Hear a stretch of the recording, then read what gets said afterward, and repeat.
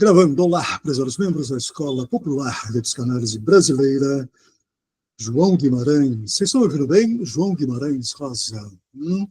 Seminários psicanalíticos, Jacques Lacan. Seminário, livro 16, seminário fundamental, não? Livro 16, de Um Grande Outro ao Pequeno Outro, anos 1968, 1969, Lacan avança. Que é o grande outro? Olha a pergunta do Lacan, hein? Que é o grande outro? Ele está retomando, não? Ele retoma, né, ao longo do ensino dele, essa questão inúmeras vezes. Que é o grande outro? Em seguida, ele fornece um argumento, né? É o campo da verdade. É o campo da verdade. Tá bem? Definir como sendo o lugar em que o discurso do sujeito ganharia, no condicional, ganharia consistência. E onde ele se coloca para se oferecer, sujeito não, a ser ou não refutado. E é o grande outro, é o campo da verdade que define como sendo o lugar em que o discurso do sujeito ganharia, condicional, ganharia consistência imaginária, naturalmente, onde ele se coloca para se oferecer a ser ou não refutado.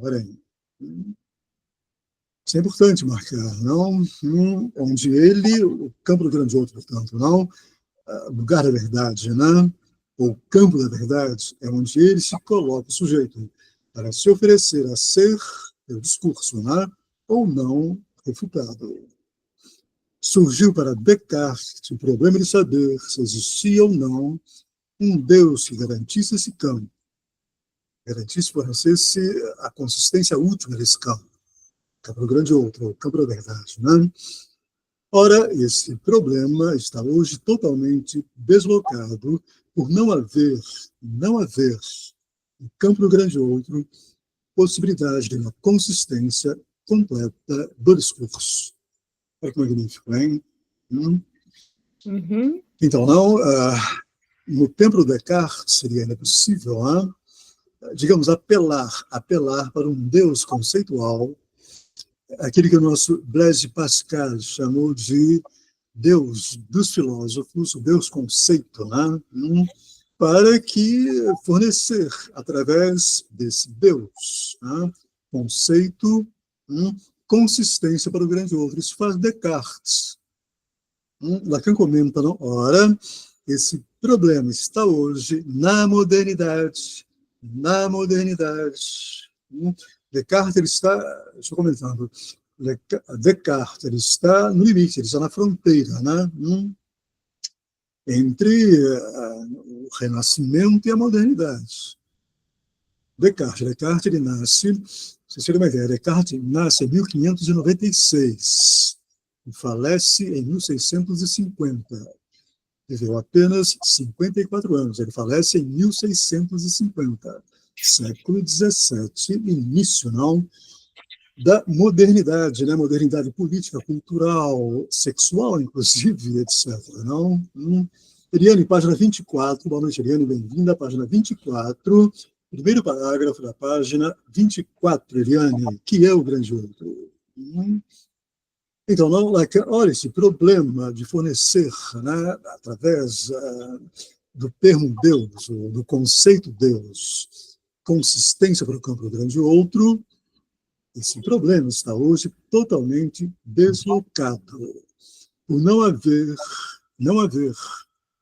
na modernidade, no campo do grande outro, a possibilidade de uma consistência completa do discurso.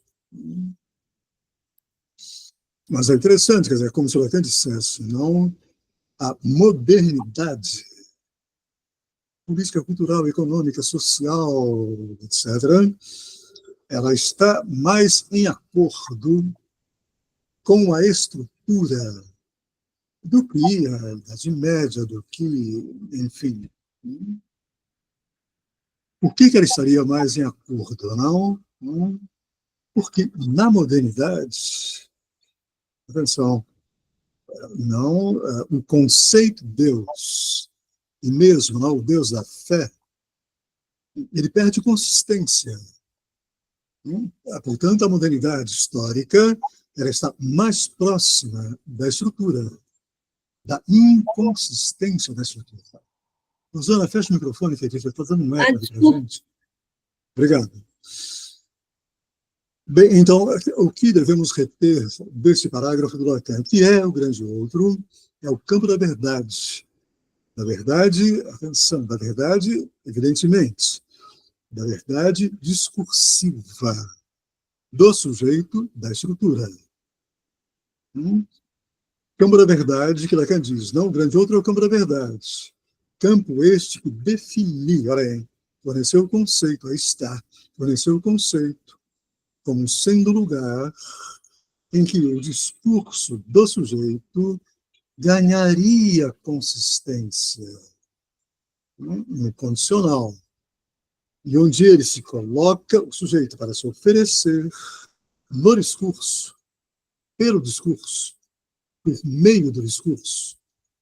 Então, para se oferecer discursivamente, a ser ou não refutado. O seu argumento do sujeito, qualquer argumento, a ser ou não refutado. Isso é fundamental.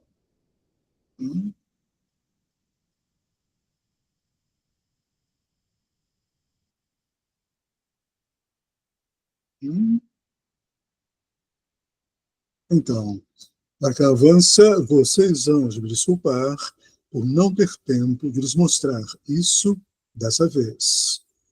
Basta eu lhes dizer que é algo demonstrável. De outro, enquanto campo da verdade, no qual o sujeito obteria sua consistência. Portanto, ele estaria no condicional, digamos, liberado de sua clivagem, de sua divisão, de sua inconsistência. Lacan continua, espero poder articular da próxima vez, e precisamente em função da existência do sujeito. O sujeito da estrutura. Não é a singularidade falante indexada ao sujeito da estrutura, em função da existência do sujeito da estrutura, o S privado. Lacan continua, é uma demonstração lógica que já escrevi no quadro certa vez, muito rapidamente. Ela é muito fácil de encontrar no primeiro capítulo do que chamamos de teoria dos conjuntos. Essa existência do sujeito. Mas será preciso, ao menos para uma parte dos ouvidos que aqui estão, mostrar em que sentido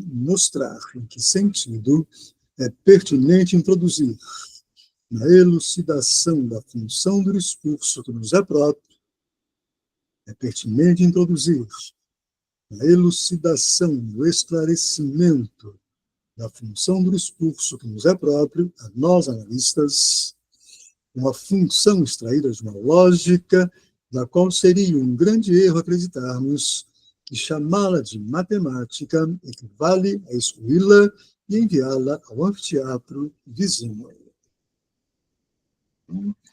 Portanto, uma função extraída de uma lógica, que Lacan dirá uma lógica matemática.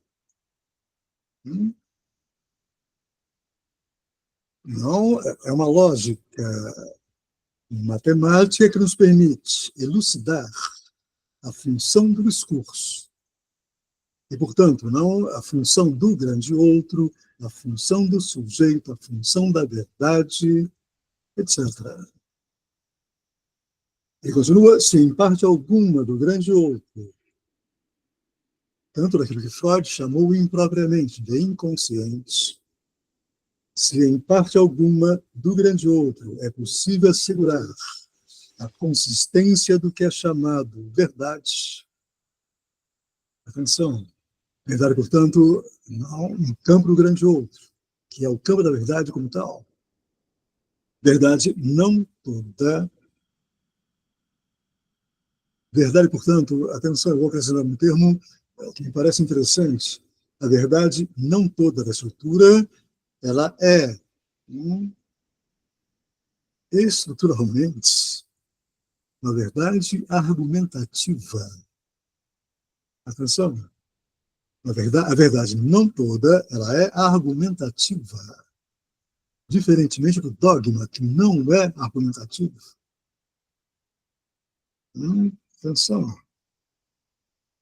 A verdade não toda é argumentativa, significa dizer, portanto, ela pressupõe necessariamente seu endereçamento a terceiros que poderão refutá-la ou não, também argumentativamente.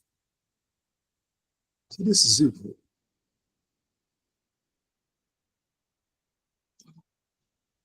Então, se em parte alguma do grande outro é possível assegurar a consistência do que é chamado verdade, onde está ela, a verdade, a não ser naquilo a que corresponde, olha o Lacan, a função do objeto A, a função da falta como objeto. Olha que interessante, hein? Então, se em parte alguma do outro é possível assegurar a consistência do que é chamado verdade, onde está ela, a verdade, a não ser naquilo a que corresponde a função do objeto A. Aliás, numa outra ocasião, já enunciei o que acontece com o grito da verdade. Eu, a verdade, falo. Né? Então, não, eu, a verdade, o grito da verdade. Eu, a verdade, falo. Estou comentando. Eu, a verdade, argumento. Eu, a verdade, estou endereçado a terceiros que poderão ou não me refutarem, contra-argumentarem, etc.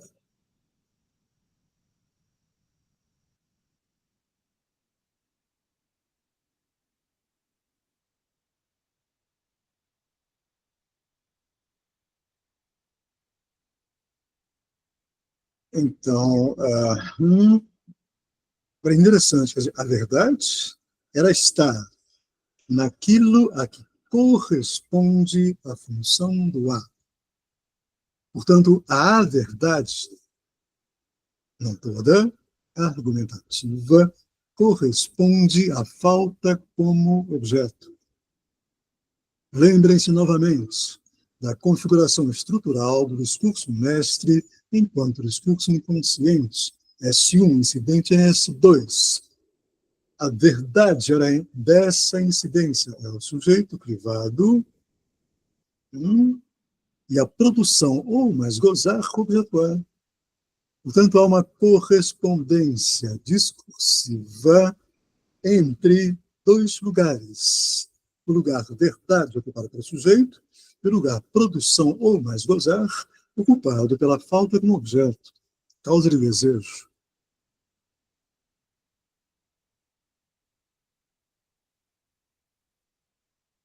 Objetuar, falta como objeto, causa de desejo do sujeito clivado, dividido, inconsistente. Pela operação estrutural de incidência do S1 e S2.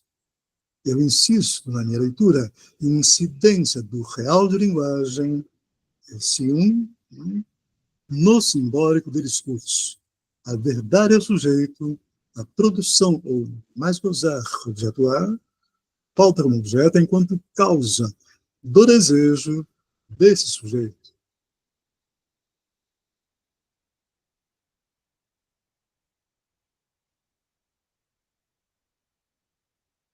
Parágrafo seguinte, Lacan continua, ele está citando ele mesmo, não? Eu, a verdade, escrevi, falo. Eu, a verdade, falo. Eis aí o grito da verdade. Sou pura articulação lógica, emitida para embaraço de vocês. É justamente isso. Por que embaraço de vocês? Por que atrapalhamento de vocês? Eu, a verdade, falo enquanto uma fala clivada equivocada, inconsistente, incompleta, forçada a ser argumentativa.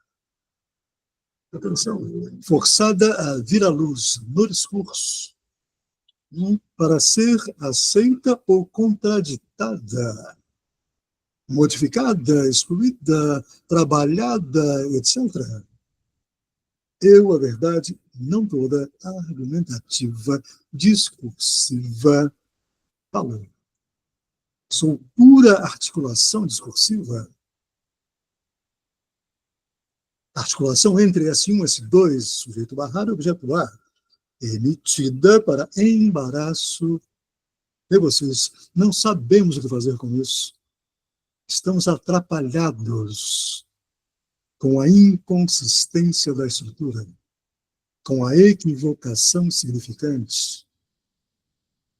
Ah, quero isso, não, não quero, não. Ah, acho que, não, não, não, não, não, não, não. Me enganei, me atrapalhei, não era isso, era aquilo, aquilo outro, etc.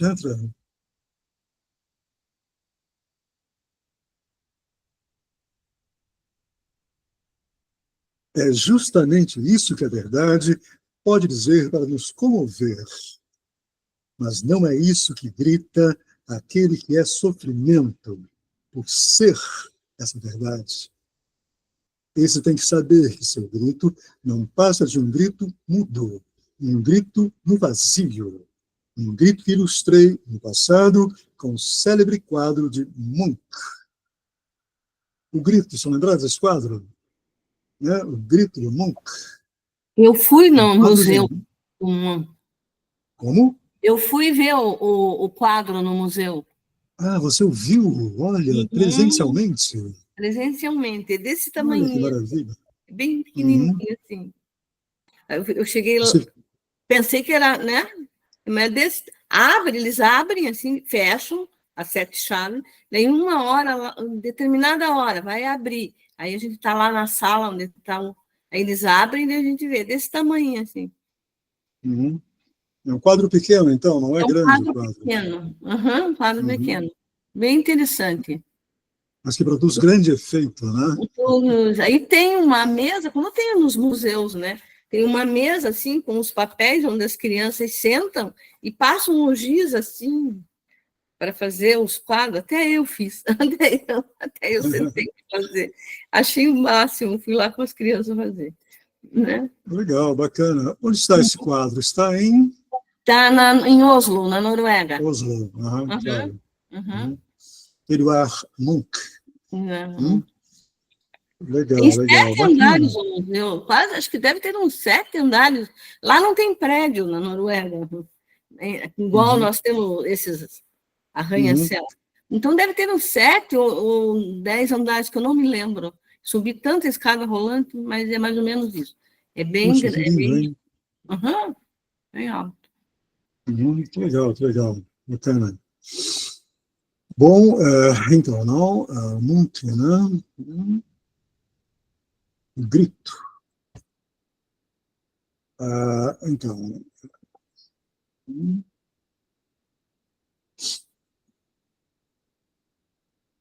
Mas não é isso que grita aquele que é sofrimento, né? Por ser essa verdade. A verdade da angústia, né? Está se referindo a isso, não? Esse tem que saber que seu grito não passa de um grito mudo, um grito no vazio, né? É que ninguém irá ouvir. Um grito que ilustrei no passado com o célebre quadro de Munch. Ele está se referindo à angústia, não? A angústia é como ser esse grito mudo, né? Sem palavras.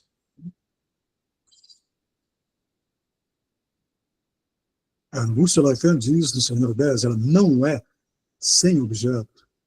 O objeto da angústia, atenção, para isso, não? O objeto da angústia que nos defende dela. Vimos isso na terça-feira.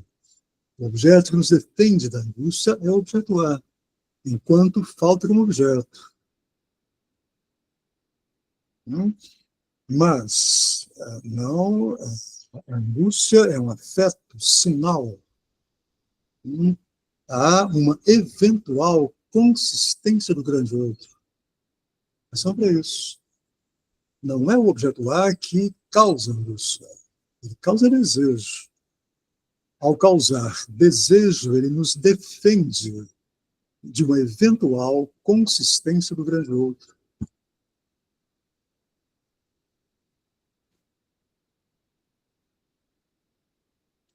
Me acompanham?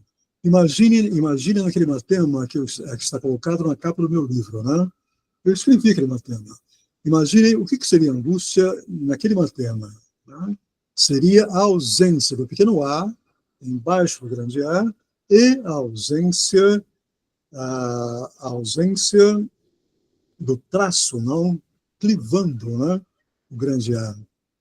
Seria um puro grande A, o sujeito não, diante de um puro grande A, é consistente, sem barra, sem clivagem. Isso, olha lá. Tá? Olha lá, a Rosana mostrando a capa do meu livro. Né? Estão vendo? Tirem o pequeno a, tirem a barra, temos angústia. No lugar do pequeno a, coloque o sujeito. Né? Então, nesse nível, o que pode, no grande outro, responder ao sujeito? Nesse nível, o que pode, no grande outro, responder ao sujeito? Nada senão aquilo que produz sua consistência e sua ingênua confiança em que ele é como eu. Que o sujeito é como eu, entendem? Não como ele, Lacan, que ele é um puro eu. O sujeito consistente seria um puro eu, sem outro. Atenção. Ingenuidade, imaginário, etc. Lacan avança, trata-se, em outras palavras, do que é seu verdadeiro esteio, sua base, né? Sua fabricação. Olha que interessante. O sujeito, a fabricação, a produção do sujeito como objeto A. Devemos acrescentar, como causado pelo objeto A. Atenção. Como funcionado, lancetado pelo objeto A. Atenção, hein? A punção, não? Quer dizer, o matema do fantasma é se clivado, punção, losango, não? Objeto A, falta um objeto, significa que o sujeito lancetado, punção, puncionado, lancetado, causado, ferido, né, pelo objeto A, pela falta como objeto. Essa é a causação do sujeito, o lancetamento dele, pela falta como objeto.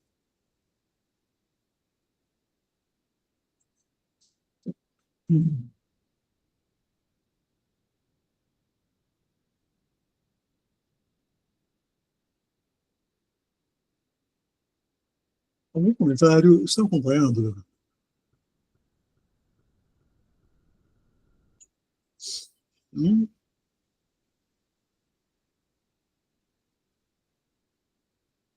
Então, nesse nível, o que pode no grande outro responder ao sujeito? Nada senão aquilo que produz sua consistência e sua ingênua, nesse nível do Cristo da angústia, né? Nada senão aquilo que produz sua consistência e sua ingênua confiança em que ele é como eu, como um eu. Trata-se, em outras palavras, do que é seu verdadeiro esteio, sua base, não? Sua fabricação como objeto A. Não há nada diante do sujeito senão ele, um a mais entre tantos outros, e que de modo algum pode responder ao grito da verdade, ao grito de angústia da verdade, mas que é, muito precisamente, seu equivalente. Olha lá, o não gozo, esse grito da verdade, o grito da angústia, não, o não gozo, a miséria, o desamparo e a solidão. Munch, quadro do Munch. Tal é a contrapartida do objeto A, ora, hein? A angústia como contrapartida do objeto A. Desse mais gozar, não mais de gozar, desse mais gozar que constitui a coerência do sujeito enquanto eu. Aqui temos que fazer uma retificação no Lacan, hein? Atenção. Lacan aqui está confuso. É preciso retificar a formulação dele, a argumentação dele. Né? Quando ele diz, olha, vamos retomar, não há nada diante do sujeito, senão ele, um a mais entre tantos outros, e que de modo algum, ele está se referindo ao quadro do Munch. Pense no quadro do Munch que ficará claro. Não há nada diante do sujeito, senão ele, um a mais entre tantos outros, e que de modo algum pode responder ao grito da verdade, mas que é, muito precisamente, seu equivalente, o não gozo, a miséria, o desamparo e a solidão, o grito da verdade, o grito de angústia. Agora a retificação necessária, hein? Tal é a contrapartida do A, do objeto A. A angústia, a miséria, o desamparo, a solidão é a contrapartida da falta como objeto. Desse mais gozar, objeto A, na posição mais gozar, que constitui, desse mais gozar, que constitui a coerência do sujeito enquanto eu. Não, Lacan se confunde aqui. Desse mais gozar que constitui a coerência do sujeito, não enquanto eu, a não ser que seja o eu enquanto G, o eu do inconsciente. Mas ele não estava falando do eu aqui enquanto G, eu do inconsciente. Ele estava falando enquanto mim, o eu enquanto ego, etc. Consistente, imaginariamente unitário, não clivado, etc. O mais gozar constitui a coerência do sujeito, não enquanto eu, a não ser enquanto G, eu do inconsciente, na divisão dele entre G e Moá. Então, desse mais gozar que constitui a coerência estrutural, acrescentaríamos, do sujeito, da estrutura, enquanto efeito do significante. Seria melhor.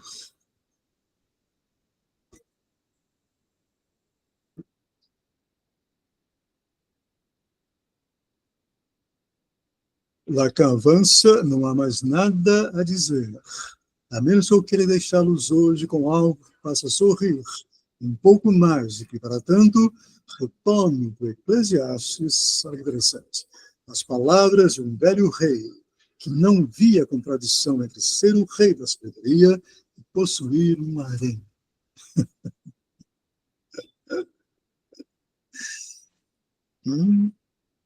Então, não, Eclesiastes, né? As palavras de um velho rei que não via contradição entre ser o rei da sabedoria e possuir um harém. De fato, eu estou comentando, por que haveria contradição entre ser o rei da sabedoria e possuir um harém? Não vejo contradição alguma, pelo contrário, eu vejo uma continuidade lógica. É por possuir um harém que ele é o rei da sabedoria. Eu estou brincando. Mas talvez seja verdade, né? Não toda, evidentemente, mas aí está para a consideração argumentativa de vocês. Tudo é vaidade, sem dúvida. Diz-lhes ele, o rei da sabedoria, né? Salomão, no Eclesiastes, tudo é vaidade. Sem dúvida, diz-lhes ele, desfruta da mulher a quem amas. Goza da mulher a quem amas. Ou seja, faz uma aliança desse outro. desse vazio que está no centro de teu ser. Aqui comentando, não existe o próximo, a não ser esse mesmo vazio que há em ti, teu próprio vazio. Tua própria falta como objeto. Atenção, tua própria falta como objeto, teu próprio objetuar. Atenção. Vazio aqui não é vazio ontológico. Não há imagem para esse vazio ontológico. Estou comentando, esse vazio é o próprio objetuar, a própria falta como objeto, a própria causa de desejo. O analista ele faz o semblant desse objeto. Para que haja análise, etc.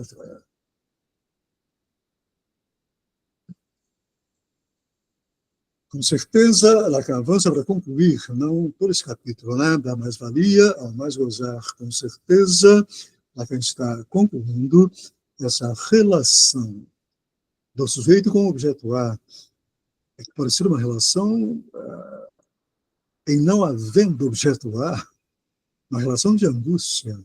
Com certeza, essa relação é garantida simplesmente pela figura que, sem dúvida... Pois não, Rosana, depois eu continuo. Pois não, Rosana. Aqui, quando ele diz não existe o próximo, ele está falando do amar a si, amar o próximo como a si mesmo. Né? Quer dizer, não existe esse próximo, né? Não existe esse próximo como a ti mesmo, né? Isso é importante. Quer dizer, não... o próximo do sujeito é o objeto A. É o vazio do objeto A. Quando falta a falta, angústia. Quando falta a falta, angústia. Quando falta a falta como objeto, angústia. O efeito é angústia.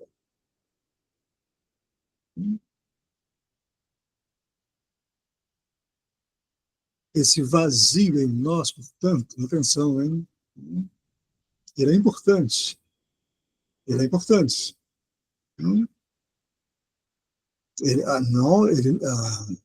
Ele nos protege da angústia. Atenção. Angústia é quando não há vazio. Atenção. Angústia é quando não há vazio. Vazio causa desejo, causa produção.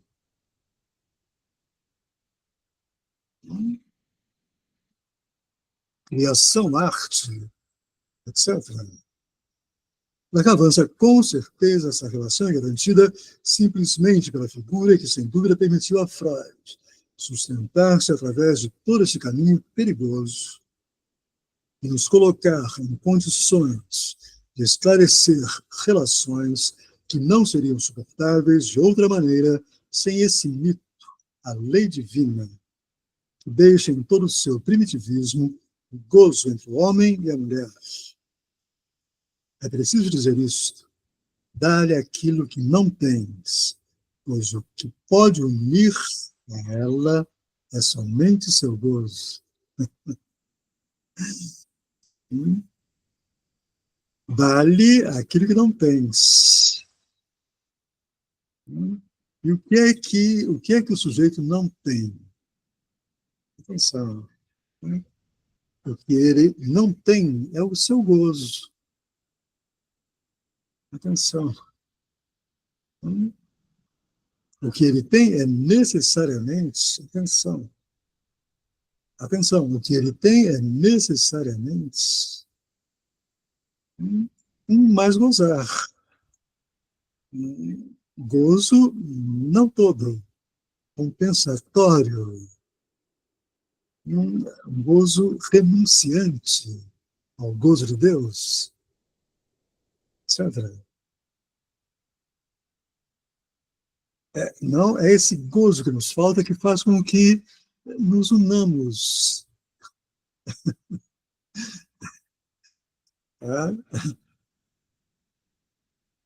Nos unamos, não, nos unimos, fica melhor, pelo vazio do objetuar, da incompletude, da falta como objeto. É isso que nos une. Nos une, entendo, mas nos une, atenção, nos separando.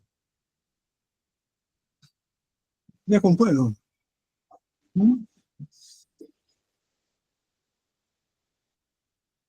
É com isso que, à maneira de um enigma simples, total, religioso, aquele que só é abordado na Cabala, dou-me hoje por kit, por satisfeito, né, com vocês. 13 de novembro de 1968. Tá? Concluímos, assim, o primeiro capítulo, né, da mais-valia ao mais gozar. Da próxima vez entraremos na segunda parte do livro, né, intitulada toda ela A Inconsistência do Grande Outro. Capítulo 2, Mercado do Saber, da Universidade, não? Greve da Verdade. Algum comentário? Temos o tempo. Rosana, Júlio, Eliane. A próxima vez, então, página 29, né? Então, o que ficou para vocês desse longo capítulo do Lacan, intitulado Da Mais-Valia ao Mais Gozar? Pelo menos algo importante, não? O conceito de mais-valia. Guardaram o conceito? Chegaram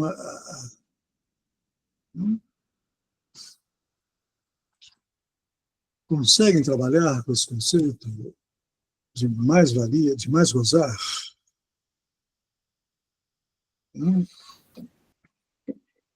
Esse conceito, ele toma mais-valia para falar do mais gozar, né? E colocando o mais gozar como uma coisa a menos, não uma coisa a mais, né? Mas um a menos necessário, vamos dizer assim, né? Porque o plis, Que né, em francês é plis de jouir, em francês. Né? Esse plis, P-L-U-S, né, plis, em francês significa literalmente mais. Daí a tradução, mais gozar. Né? Mas no conceito, esse mais significa compensatório. Aqui marca isso nesse capítulo. Que esse mais, esse plis, significa compensatório. Ele sai para compensar. Compensar o quê? Quando compensamos algo, significa que estamos realizando uma certa suplência a algo perdido, a algo que não está aí. Portanto, esse pli, ele é compensatório porque, enquanto falantes indexados ao sujeito da estrutura, nos é vedado, impossibilitado, o gozo de Deus. Metáfora de Lacan. E para o quê? Para, gozo de Deus, a metáfora, para significar a experiência, a impossibilidade da experiência, de experienciarmos, não uma pura sensação sem forma. É assim que Lacan entende o gozo de Deus. O gozo de Deus seria, no funcional, a experiência de uma pura sensação sem forma. Seria a experiência que abarcaria toda a existência. Do que vocês imaginaram. Do universo, do todo, enfim. Essa seria a experiência de uma pura sensação sem forma. Isso nos está impossibilitado. Por quê? Porque somos falantes.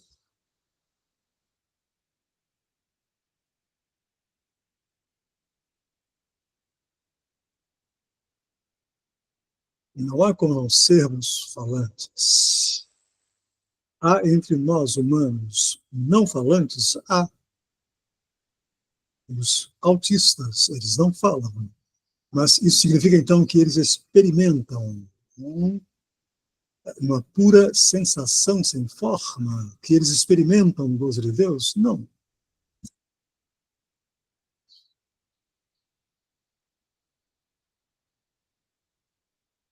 Ou então podemos dizer, nada sabemos. Nada sabemos do autista. Me acompanhe.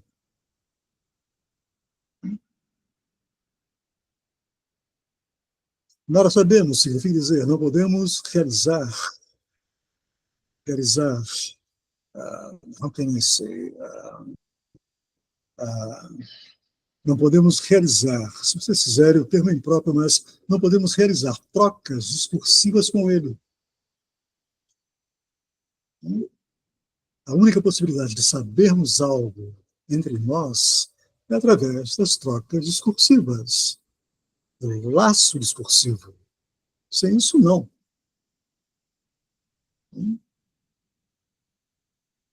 Como o autista não participa dessa troca, não é como sabermos algo dele. Assim como não sabemos dos animais, né? Dos animais, nem das plantas, nem dos... Uhum. Vou dar um exemplo para vocês interessante, Rosana.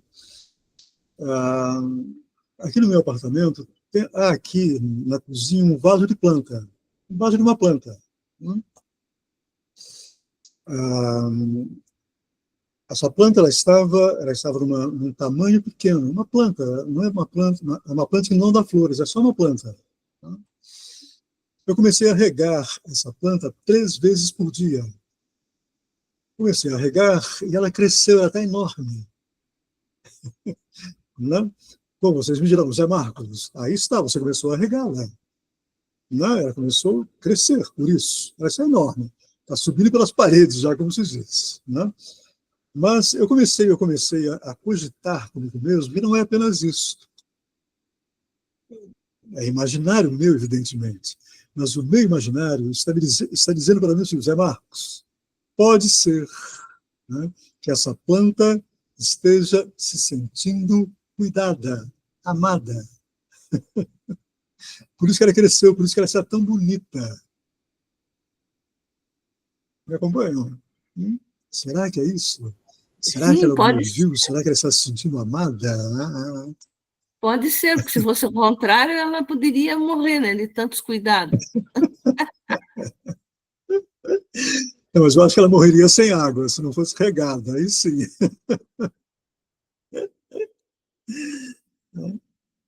Quando você falou 3 vezes, eu pensei que a planta tinha morrido, porque tem planta que também não pode ter excesso de água, né? Também é excesso, pois é, tem que ter na medida certa, né? Amor na medida certa, senão... Então, o excesso também, às vezes... Exatamente. Né? Tá bom. Bom, então retomaremos a próxima vez, terça-feira que vem, tá bom? Bom fim de semana para vocês, até lá. Tchau, tchau.